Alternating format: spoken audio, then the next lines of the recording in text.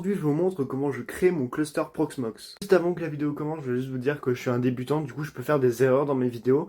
Et donc si à un moment vous voyez que je fais une erreur ou que je fais une action où on pourrait faire différemment, etc., n'hésitez surtout pas à me le mettre en commentaire. Je vais créer mon cluster entre Darlen et Elliot. Donc c'est deux serveurs sur mon infrastructure. Mais juste avant de créer le cluster, on va d'abord les mettre sur la même version de Proxmox. Ici, comme c'est un serveur fraîchement installé, par défaut, on a le repo entreprise de PVE qui est activé, mais sauf que comme on n'a pas de licence, on reçoit pas les mises à jour. Ce que je fais, je désactive ces repos. J'ajoute ce repo pour avoir les mises à jour de Proxmox. Ensuite, je fais un refresh.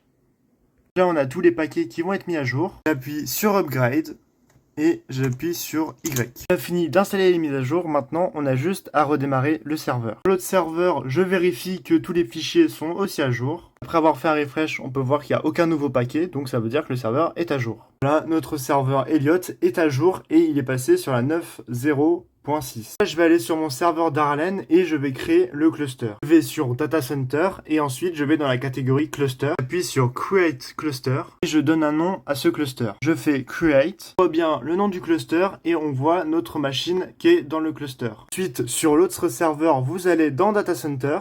Pour retourner dans Cluster, sauf que cette fois-ci on va pas faire Create Cluster, on va faire Join Cluster. Il nous demande des informations d'authentification.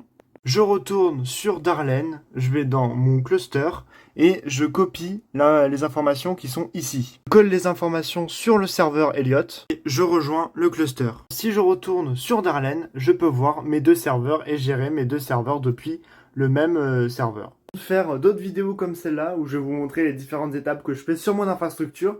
La prochaine étape, je vais vous montrer comment je vais automatiser la création des machines virtuelles pour gagner du temps parce que dans mon infrastructure, j'ai beaucoup de machines virtuelles que je vais créer.